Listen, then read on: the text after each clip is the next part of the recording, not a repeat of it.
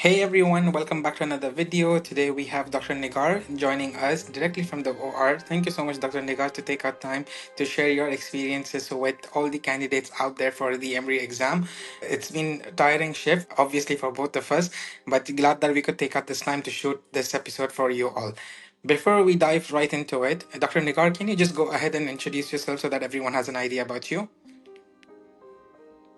First of all, Dr. Mohammed, thank you so much for inviting me to this session together. I'm very excited to be part of it. And I'm Dr. Nigar Mehdieva.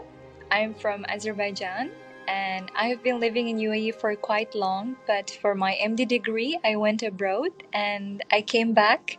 And Alhamdulillah, now I'm here and OBGYN first year resident. First of all, congratulations for matching into OB/GYN residency. It is a very big core specialty, and it's going to be a lot of fun and a lot of hectic as you go along, but I am sure that you will enjoy it. Dr. Nigar, before we dive into today's session, let us just go back a few years and how your journey to UAE has been. Can you just give us an insight about where you did your MBBS and how long was it before you matched into residency? Okay, so I have studied my MD degree in Tbilisi State Medical University in Georgia. So it took me 6 years to finish it, along with the intern. And after that, I have done my clinical attachments both in Georgia as well as in UAE. And yeah. Wonderful. It's really nice to hear about you that you have come from Georgia. How was the system in Georgia and the education there? Um, Honestly, I don't know how to compare it to the system in UAE because I haven't. I didn't have much experience here, and I didn't have much friends doing their MD degree here. But they're following the European MD program, so Okay, it was a European program that we were following. perfect.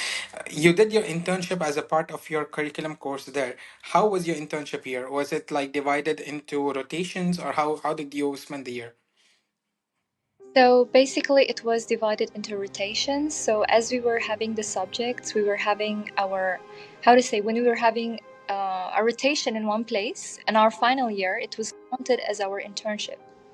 Okay, so you Yeah. rotated in all departments as it's normal, a 12-month clinical rotations as all over the world.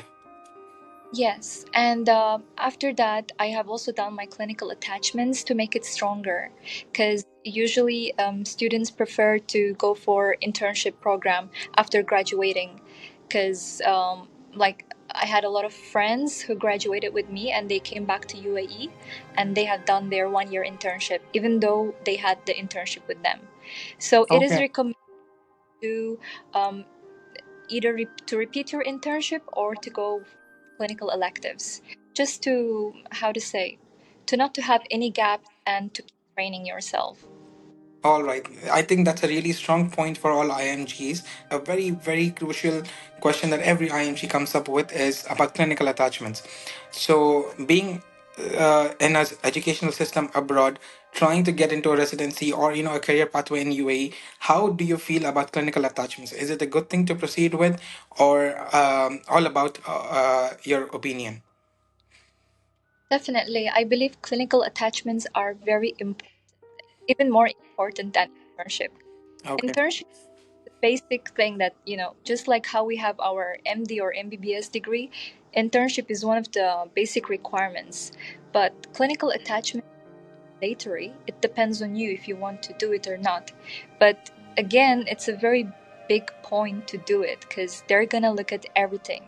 It's not just about where you have graduated, it's not just about where you have done your internship, or it's not just about your EMRI score. So you have to be an overall rounded person. So, Dr. Nigar, since you opened up about doing clinical attachments before you marched into residency, do you feel it's important where you do your clinical attachments before you get matched? All right. So I think that once you get an opportunity, just jump to it. It doesn't matter whether you're doing it abroad or or here in UAE, because I did have a lot of opportunities in Georgia as well as in Turkey. our university was kind of like sponsoring us to go abroad for clinical attachments. So in my summers, I used to go there as well. So I want to say that every step of yours counts. So definitely, if you do it abroad or in UAE, it doesn't matter. But then I believe that if you come to UAE, if you have time, I mean, especially if you're an IMG who just comes straight to the exams, it would be better and wise to come here to do clinical attachment for at least a month, just to have an idea of how the system works here. Because when I came here, I was very blank. I had no idea how the system works, even though I've been living here.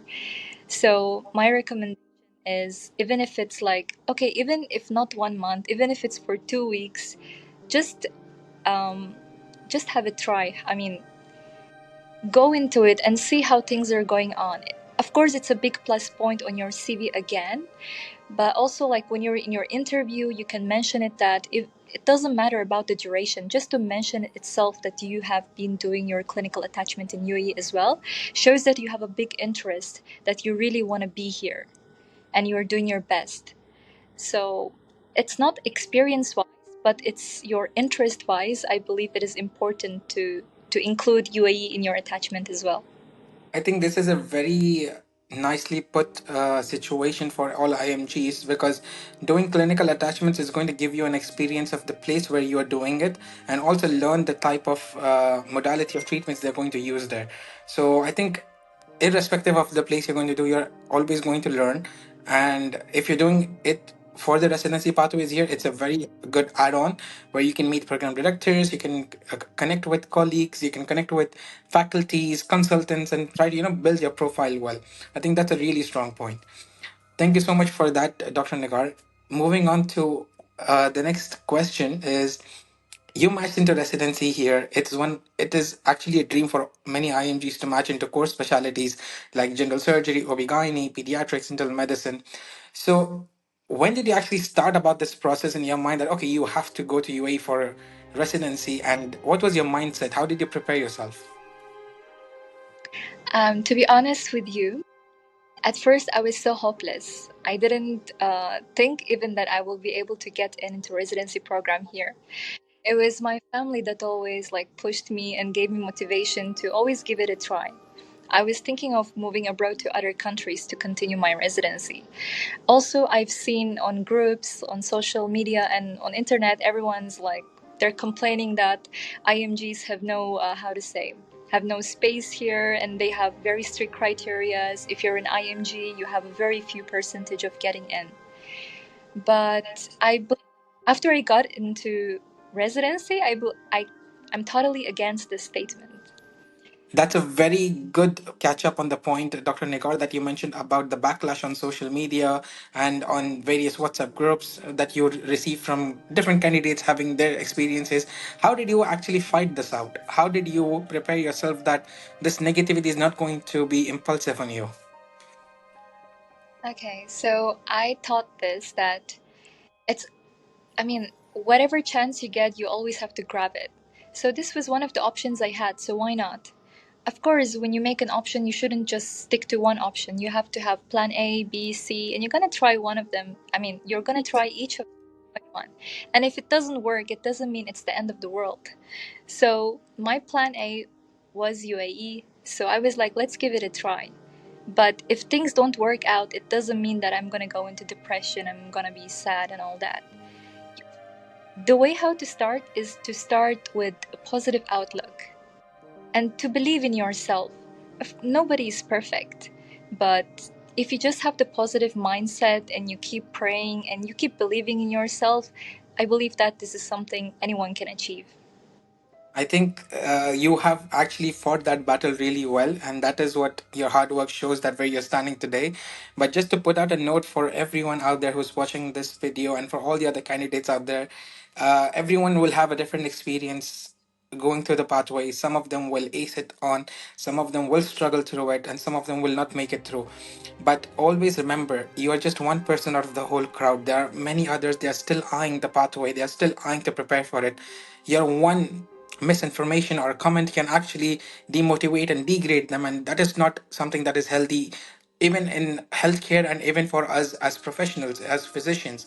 So I personally feel if something doesn't go your way, you have to actually keep it to yourself and work on it to make something else that makes you stand out, rather than just falsifying information out there so that others will feel demotivated and not actually think about their abilities to choose from.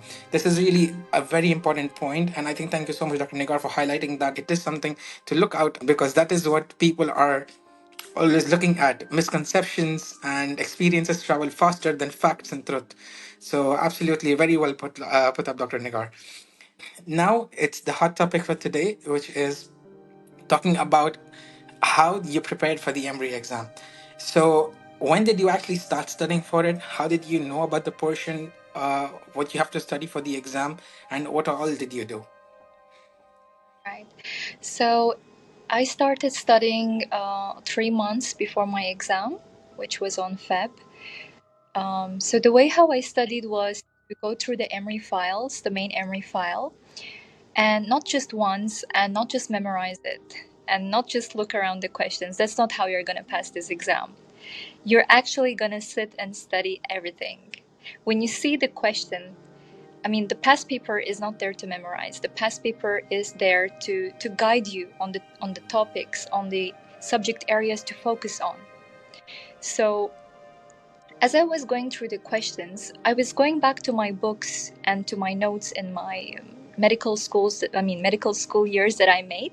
And I was just, brushing up my memory, brushing up my knowledge. And I was always questioning, why is this option correct? Why this option is not correct? So when you look at the other options, make sure that you go through those topics as well. Because it means it's still the area of the focus. Correct. Yeah, there is no exact source for Emory, unfortunately. This is what I will. This is what I can guide for the coming students for the Emory exam.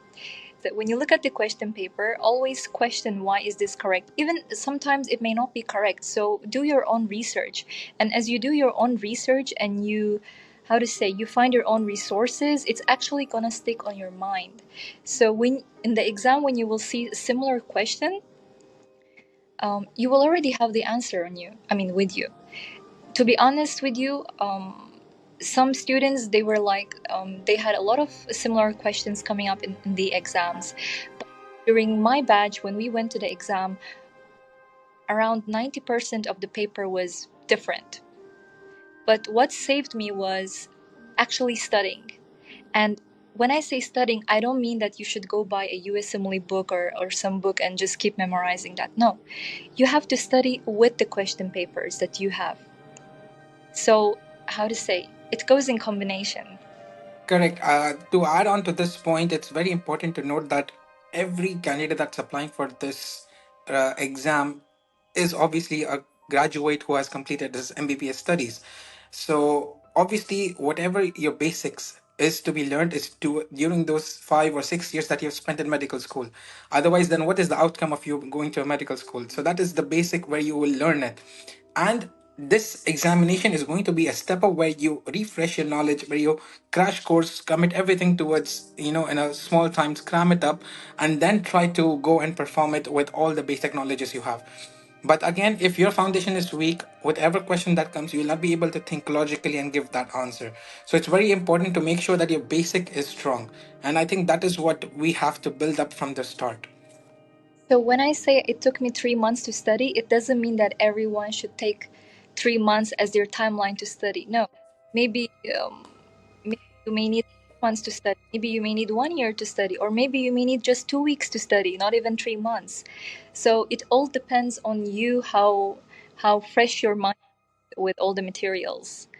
So that's why I keep revising, especially if you're in your final year. Go through all the main subjects, like go through OBGYN, internal medicine, psychiatry, all the, how to say, all the backbone subjects of medicine. You need them. So if you keep, how to say, refreshing your mind, when you see these questions, you will not be surprised. Correct. It's basically the core specialities where they concentrate much during the exam, because that is what you're going to face in the hospital eventually. If it's internal medicine, you're going to have to focus on what's the diagnosis, treatment, management. Same with surgery, with OB/GYN, with pediatrics, with biostatistics, with family medicine, dermatology. So you need to know at least the basics of how you can actually take care of a patient when they come to the hospital. And that is what is the basic knowledge that they're going to test in the examination for you. Moving on, you used 3 months to prepare for this exam. What were the specific resources that helped you study during these 3 months? All right. So it was the Emory file, the main Emory file that helped me. And also, I was referring to some topics from Plab Notes, Plab, and also my own medical books that I had in my university years. Like, it's not a specific book to follow because there is nothing specific for Emory. Again, it's just the stuff that you have studied in your university years.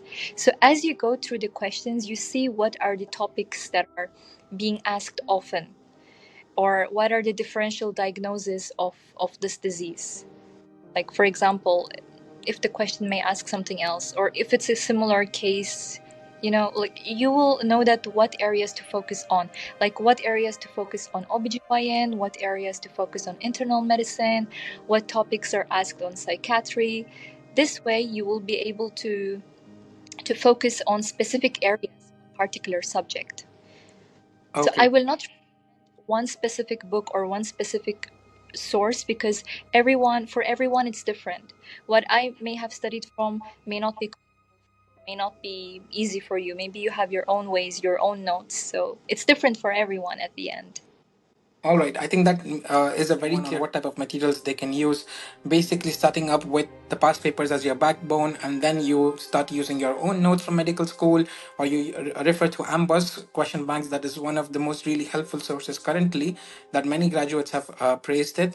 And you can also even use First Aid Step 2 CK books, your textbooks, as per your convenience for the topics that you want to read.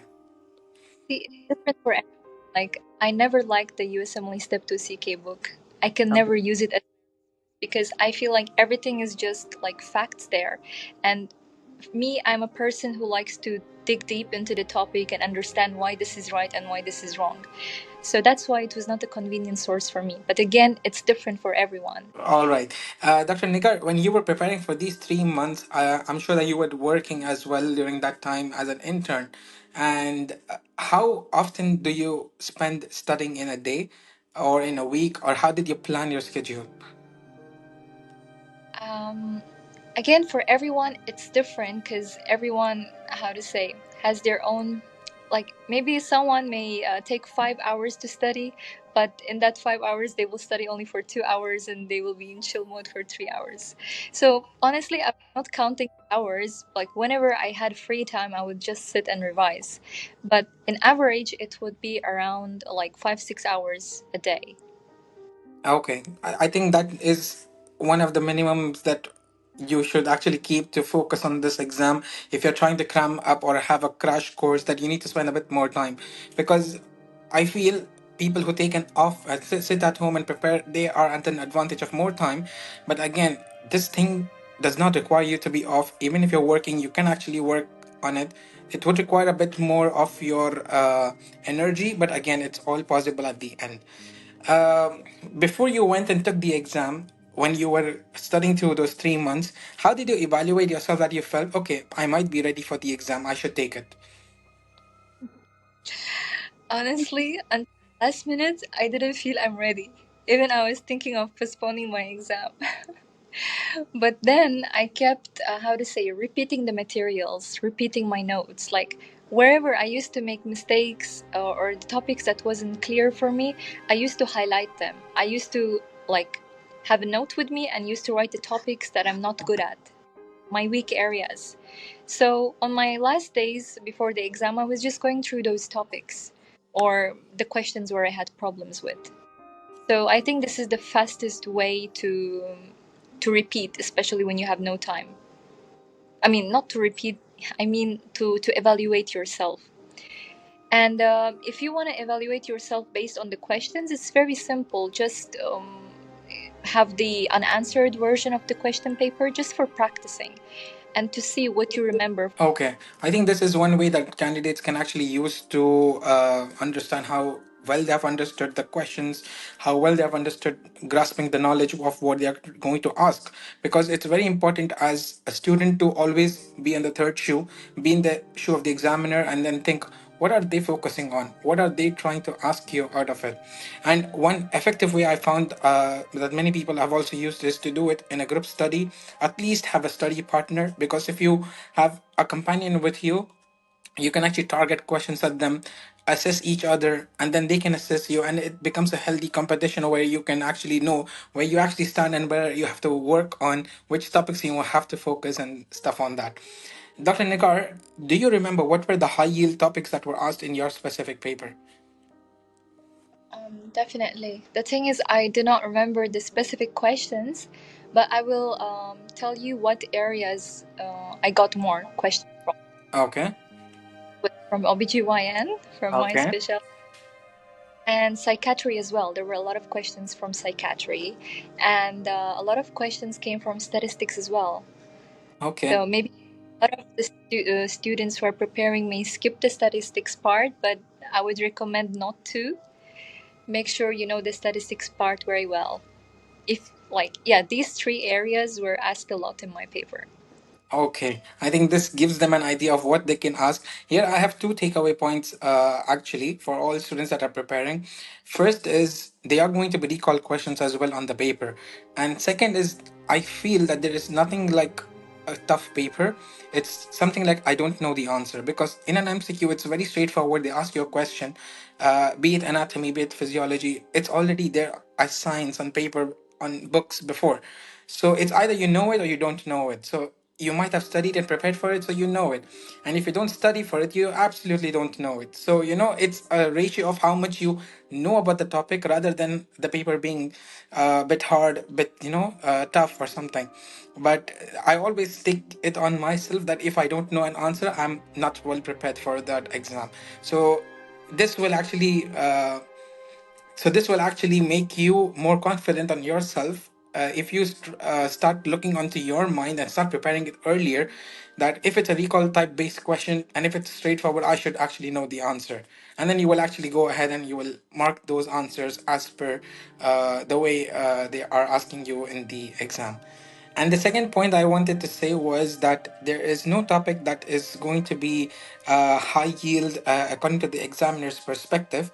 Why? Because this paper is going to test each format individually. So you will have allotted questions to each topic. For example, internal medicine will cover 20% of your paper. OB/GYN would cover 15% of your paper. But again, these are all so randomly selected that there might be sometimes you're going to have questions on a few topics that are going to feel more than the other. Like for example, if you did not study statistics well, you have four questions and you'll be like, oh my god, I started the paper with four statistic questions. There were a lot of statistic questions in the exam. And second, it's all these topics that they have allotted to you. It all is in accordance with the criteria that is there in the blueprint that is already released by them on their website. So if you would have a look at it, it is very extensive. But again, how much you are comfortable with it, how early you grasp almost all the topics on it, much better for you to appear for the exam and the paper. I would recommend the earlier you start, the better. Like, don't keep it to last minute because no matter how confident you are, like, no matter how genius, how intelligent, how smart you are, I would still recommend you to start earlier. Like, even before 3 months. Like, there is no harm in it because anyway, you're gonna need this knowledge even when you come to residency. For example, gonna need some internal medicine, general surgery, even psychiatry. All of the subjects are interlinked somehow. So it's for your own benefit. Absolutely. I think you very rightly said this, because even for us as surgeons, when we admit patients, we might have a patient who is diabetic, who is hypertensive, call up internal medicine and say that, oh, I have a patient with diabetes. Can you prescribe him insulin? No, you need to know the doses. You need to know the basic line management on how to at least acutely take care of them when they arrive in the ER and you're admitting them into the ward before you ring them up. And I think this is very important for us all at a basic level as first year residents, second year residents, to at least manage them. Yeah, when you become a specialist and consultant in your field, you will be more focused on your part of work and obviously you will have the required information by then. But again, start early, think as a consultant from day one, because that's where you're going to end up in your career field. And it's very important for you to start acting that way if you want to become that one day. Dr. Nigar, this is one more important question that IMGs actually look out is, oh, the examination is based from UAE, so UAE candidates will do it better. All the local graduates from there will actually ace the exam. What about us? So how do you feel was your MBBS training, and how did it help you for the exam? So, regarding this question, I would like to highlight education. It may be different in Georgia, it may be different in UK, it may be different in UAE, but at the end, it's you who's putting the effort. Maybe some students may say that, oh, we did not have good education, the program was different, it's not matching. But then the general medicine is the same thing all over the world. So I believe at the end, it's up to the student if they want to ace it, if they want to be a good doctor, if they want to study. It all depends on you. That's what I have understood. I think that's a very important point again, because it doesn't matter if you had a clinical exposure well on before, if you can do lumbar punctures, if you can take an arterial line, if you can do central lines from before, but it all implies, do you know what that thing is? Do you know how to do it? Do you know how to prepare for it if it arises?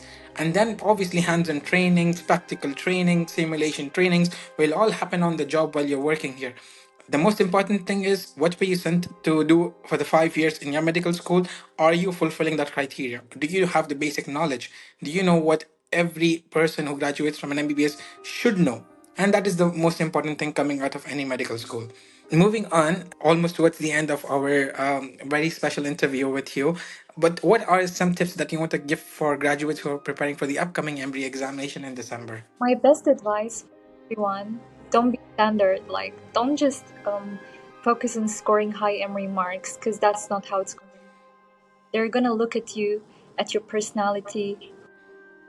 What do you do? What do you do outside medical school? They are not looking for just bookworms to come join residency trainings, because at the end you're going to take care of a patient. They have to understand that, are you compassionate about it? Can you take care of patients? Do you have a good character, good morale, good ethical values? And so it's important for you to excel in medical career line, and also in extracurricular activities, volunteering events, attending conferences. All these things will add up on you as a person. It will add feathers to your cap before they actually shortlist you. So one thing you can prepare on is, as a medical student or even as a graduate, is on your CV, is on your GPA before you prepare for Emory and interviews. And then at the end, it's going to be a holistic approach where they're going to take all of these courses together before you march into residency programs here. Exactly. All right. I think before I end, just the final question that is on you. You marched into residency in OB/GYN. How do you describe the program? Honestly, it's a very lovely program because I always had an interest in OBGYN, but I never knew that I could actually get into OBGYN. And definitely very challenging in the beginning because even though we had it in our medical school, it's different when you're a resident. You have more responsibilities. You're actually taking care of patients, and sometimes you are left alone to take care of the patient. So all of this is uh, quite like a roller coaster in the beginning because it's just my first month here. But all in all, it's very exciting.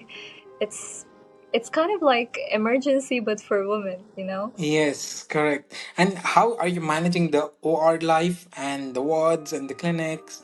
How is all this department falling for you? All of them have their own beauty, you know. There is something nice about all of it. So I think it's all about time. Don't push yourself hard like, oh my god, I don't know anything, it's so challenging, it's so hard, or the timings are very bad. You will get used to it.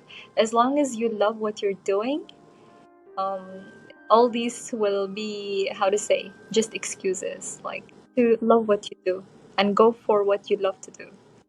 I think that's a very beautiful message towards the end. And I hope this inspires all the IMGs that are looking at you to prepare for this pathway and hopefully match into the residency choices that they are looking at.